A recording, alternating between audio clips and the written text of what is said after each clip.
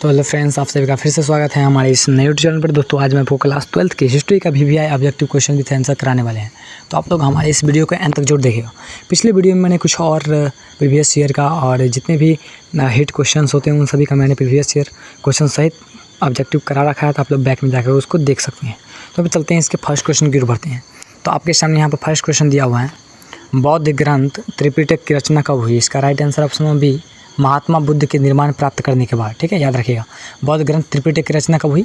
जब महात्मा बुद्ध के निर्माण जो प्राप्त हो गया था उसके बाद उन्होंने उसकी रचना की, याद रखिएगा। ठीक है, नेक्स्ट क्वेश्चन आपके सामने, सूत विभाग खंड का परिवार ये 3 भाग हैं, यानी सूत विभाग खंड का परिवार ये 3 भाग किसके हैं? इसका right answer option number A, Vinaya Pitaka के। किसके हैं?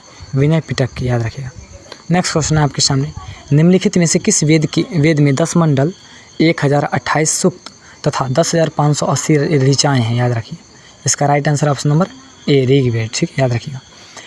ऋग्वेद में क्या है? 10 ठो मंडल है, 1028 सूक्त है तथा 10,580 ऋचाएँ हैं, याद रखिएगा। ठीक है, नेक्स्ट क्वेश्चन आपके सामने,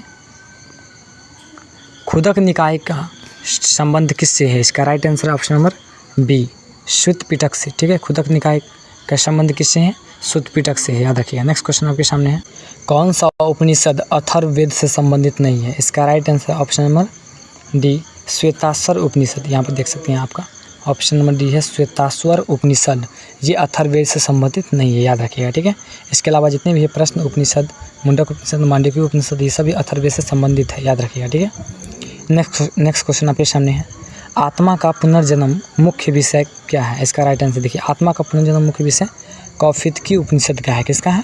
कौफितकी उपनिषद का है। ठीक है, इसको याद रखिएगा। नेक्स्ट क्वेश्चन आपके सामने है, वर्धमान को महावीर अथवा जिन कहा जाता है, क्यों कहा जाता है? देखिए, वर्धमान महावीर जो उसे महावीर या फिर जिन क्यों कहा जाता है? इसका right answer option number C, सुख दुख पर विजय पाने के कारण ही उसे वर्धमान यानी वर्धमान को महावीर या फिर जिन कहा जाता है, याद रखिएगा। ठीक है, नेक्स्ट क्वेश्चन आपके सामने, बुद्ध के अष्टांगिक मार्ग में कौन सा सिद्धांत नहीं था?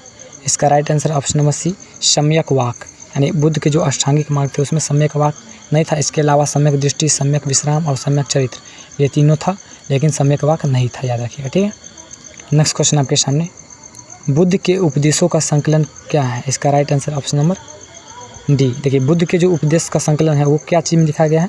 विनय पिटक में लिखा गया है, याद रखिएगा। ठीक है, नेक्स्ट क्वेश्चन आपके सामने है, महावीर स्वामी ने जैन धर्म के सिद्धांत में कौन सा सिद्धांत जोड़ा था? इसका right answer option number C, ब्रह्मचर्य सिद्धांत। ठीक है, महावीर स्वामी ने जैन धर्म के सिद्धांत में कौन सा सिद्धांत ऐड किया था? ब्रह्मचर्य होने का सिद्धांत यह ऐड किया था, याद रखिएगा। ठीक है, नेक्स्ट क्वेश्चन आपके सामने है, निम्नलिखित विद्वानों में कौन सा सर्वप्रथम भारत आया था? ये देखिए, इसमें 4 ठो विद्वान का नाम दिया है, इनमें कौन है जो सर्वप्रथम इंडिया आया था? यहाँ पर आपको 4 ऑप्शन के यहाँ पर दिखा रहे हैं। ठीक है, तो इसमें सबसे पहले यहाँ पर फाहियान आया था। कौन आया था? फाहियान, जो कि एक चीनी यात्री था। ठीक है, उसके बाद इब्न बतूता मोरक्को का रहने वाला था, ह्वेनसांग चाइनीज़ था, मार्को पोलो शायद यूनान का था, याद रखिएगा। ठीक है, तो इसका right answer option number D, Fahien. ठीक है, इसका right answer option number D, याद रखिएगा। नेक्स्ट क्वेश्चन आपके सामने, भगवान बुद्ध को किस स्थान पर बोधि ज्ञान प्राप्त हुआ था? इसका right answer option number B, Bodh Gaya. भगवान बुद्ध को कहाँ बोधि ज्ञान प्राप्त हुआ था? बोध गया में। ठीक है, इसका राइट आंसर ऑप्शन भी, याद रखिएगा। नेक्स्ट क्वेश्चन आपके सामने, निम्नलिखित में कौन निग्रंथ के रूप में विख्यात है? इनमें से कौन निग्रंथ के रूप में विख्यात है?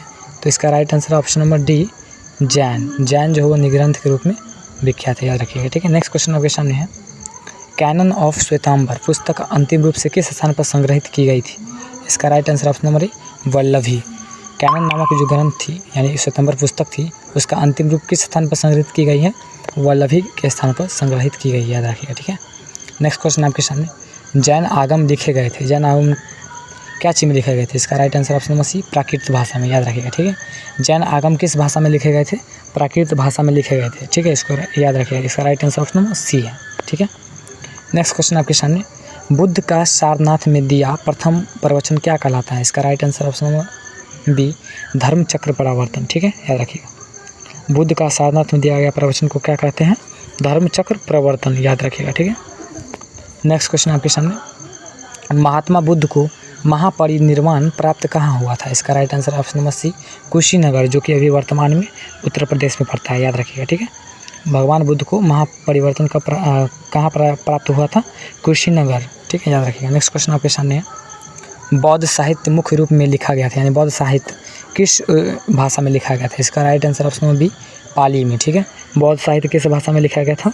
पाली में लिखा गया था। इसको याद रखिएगा। नेक्स्ट क्वेश्चन आपके सामने है, जैनियों के प्रथम तीर्थकर कौन थे? इसका right answer option number B Rishabhdev. ठीक है, जैन धर्म के प्रथम तीर्थकर कौन थे? ऋषभदेव, याद रखिएगा। ठीक है, नेक्स्ट क्वेश्चन आपके सामने, जैन धर्म के तीर्थकर ऋषभदेव का प्रतीक क्या है? प्रतीक चिन्ह क्या है? इसका right answer option number C सांड। ठीक है, जैन धर्म के जो प्रथम तीर्थकर थे ऋषभदेव, उनका प्रतीक चिन्ह क्या है? सांड है, याद रखिएगा। ठीक है, नेक्स्ट क्वेश्चन आपके सामने है, अशोक अपने राज्याभिषेक के पश्चात किस वर्ष कलिंग पर विजय प्राप्त की थी?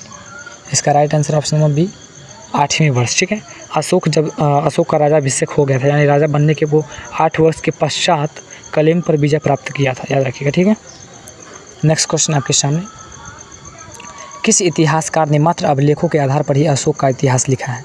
इसका राइट आंसर ऑप्शन नंबर ए डी.आर. भंडारक। डी.आर. भंडारक नामक इतिहासकार ने अशोक के सिर्फ अभिलेख पर जो जितना चीज़ लिखा हुआ है उसी को देख करके उनके बारे में इतिहास लिखा है, याद रखिएगा। ठीक है, नेक्स्ट क्वेश्चन आपके सामने, ब्राह्मी लिपि किस प्रकार लिखी जाती है? इसका right answer option number B बाईं से दाईं। ठीक है, ब्राह्मी लिपि यानी उर्दू के टाइप से लिखी जाती है, याद रखिएगा। ठीक है, बाईं से दाईं ओर। नेक्स्ट क्वेश्चन आपके सामने, किस बौद्ध ग्रंथ में 16 महाजनपदों यानी क्षेत्रीय राज्यों का सर्वोत्तम उल्लेख मिलता है? इसका right answer option number D Anguttara Nikaya. किसमें? आगंतुर निकाय नामक ग्रंथ में यानी 16 जनपद का राज्य मिलता है, नाम मिलता है उसमें, याद रखिएगा। ठीक है, नेक्स्ट क्वेश्चन आपके सामने, सुदर्शन झील का निर्माण किस मौर्य शासक ने करवाया था? इसका राइट आंसर ऑप्शन नंबर ए चंद्रगुप्त मौर्य। ठीक है, सुदर्शन नामक झील किस मौर्य शासक ने करवाया था? चंद्रगुप्त मौर्य शासक ने उसका निर्माण करवाया था, याद रखिएगा। ठीक है, नेक्स्ट क्वेश्चन आपके सामने, मौर्यकालीन मुद्रा कर्षापन किस धातु से बनी होती है? मौर्यकालीन मुद्रा जो है कर्षापन, वो किस धातु की बनी होती है? चांदी की बनी होती है, याद रखिएगा। ठीक है, मौर्यकालीन मुद्रा कर्षापन चांदी धातु की बनी होती थी। ठीक है, याद रखिएगा। नेक्स्ट क्वेश्चन आपके सामने, शुंग वंश की स्थापना किसने की थी? तो इसका राइट आंसर है ऑप्शन नंबर ए पुष्यमित्र शुंग। इसमें पुष्प लिखा हुआ है, ठीक है, पुष्यमित्र शुंग होगा, याद रखिएगा। ठीक है, option A is right. Next question आपके सामने, रुद्रादामन कौन था? इसका right answer option number B Shaka के जो राजा थे वही रुद्रादामन था, याद रखिएगा। ठीक है, नेक्स्ट क्वेश्चन आपके सामने, सातवाहन वंश की स्थापना किसने की? इसका राइट आंसर है सिमुक ने सातवाहन वंश की स्थापना की थी। इसका right answer option number B याद रखिएगा। ठीक है, तो नेक्स्ट क्वेश्चन आपके सामने 30 नंबर क्वेश्चन है, किस पुराण में गुप्त शासकों का वर्णन हुआ है? इसका right answer option number B Vayu Purana में। ठीक है, वायु पुराण में गुप्त शासकों का वर्णन हुआ है। इसका right answer option number B याद रखिएगा। ठीक है, गुप्त शासक का वर्णन किस में किया गया है? वायु पुराण में। ठीक है, और मौर्य वंश का जो किया गया है वो विष्णु पुराण में किया गया, याद रखिएगा। ठीक है, नेक्स्ट क्वेश्चन आपके सामने, हरिसेन की प्रयाग प्रशस्ति में किस गुप्त सम्राट का वर्णन है? इसका right answer option number C Samudragupta. ठीक है, हरिसेन की प्रयाग प्रशस्ति में किस गुप्त सम्राट का वर्णन किया गया है? समुद्रगुप्त का, याद रखिएगा। ठीक है, नेक्स्ट क्वेश्चन आपके सामने है, नालंदा विश्वविद्यालय की स्थापना किसने की थी? आपको मालूम होगा, इसका राइट आंसर ऑप्शन नंबर ए कुमारगुप्त ने। ठीक है, नालंदा विश्वविद्यालय की स्थापना किसने की थी? कुमारगुप्त ने की थी। इसका राइट आंसर ऑप्शन नंबर ए, इसको याद रखिएगा, ये बहुत ही इंपॉर्टेंट क्वेश्चन है। ठीक है, नेक्स्ट क्वेश्चन आपके सामने, गुप्त काल में सर्वाधिक महत्वपूर्ण व्यापारिक स्थल कौन था? इसका right answer option number C Ujjain. Gupta काल में सर्वाधिक, गुप्त काल, ये चंद्रगुप्त मौर्य काल नहीं, गुप्त काल में सर्वाधिक जो महत्वपूर्ण व्यापारिक स्थल था वो उज्जैन था, याद रखिएगा। ठीक है, नेक्स्ट क्वेश्चन आपके सामने, गुप्त काल में भू राजस्व कुल उत्पादन का कितना भाग था? यानी गुप्त काल के समय जो भू का जो राजस्व था वो कितना भाग था? इसका राइट आंसर ऑप्शन नंबर ए 1/4 से 1/6। ठीक है, याद रखिएगा, 1/4 से 1/6 के आसपास, याद रखिएगा। ठीक है, नेक्स्ट क्वेश्चन आपके सामने, और यहाँ पर लास्ट क्वेश्चन आपके सामने है। ठीक है, जैनियों की भाषा क्या थी? इसका right answer option number B Prakrit. Jain धर्म जो बोलते थे वो प्राकृत भाषा बोलते थे। ठीक है, इसका right answer option number B याद रखिएगा। दोस्तों, यहीं पर जो आपका जो चैप्टर यानी जो VVI objective question with answer था हिस्ट्री का, उसका मैंने करा रखा है। पिछले वीडियो में मैंने कुछ और ऑब्जेक्टिव को करा रखा था, आप लोग बैक में जाकर उसको देख सकते हैं। ठीक है, नेक्स्ट वीडियो में मैं कुछ और भी ऑब्जेक्टिव लेकर के आने वाला हूँ, तो आप लोग हमारे चैनल पर बने रहिएगा। अगर आपको किसी भी और चैप्टर का या फिर किसी भी और सब्जेक्ट का वीडियो चाहिए तो हमें कमेंट में जरूर बताएं, हम उस पर भी लेकर के आएंगे वीडियो। और PDF बनाने में बहुत ही टाइम लगता है। ठीक है, इसलिए हमारे इस वीडियो पर अगर लगातार अगर देख रहे हो तो हमारे चैनल को सब्सक्राइब करके जरूर रखिएगा। ठीक है, और चैनल पर नए हो तो चैनल को सब्सक्राइब तो करिएगा ही, और साथ में बेल आइकन को भी प्रेस जरूर कर लीजिएगा। ठीक है, ताकि हमारी नोटिफिकेशन आपको मिलता रहे। ठीक है, अपने दोस्तों के साथ शेयर भी करिएगा। तो मिलते हैं नेक्स्ट वीडियो नए टॉपिक के साथ। तब तक के लिए धन्यवाद। जय हिंद, जय भारत।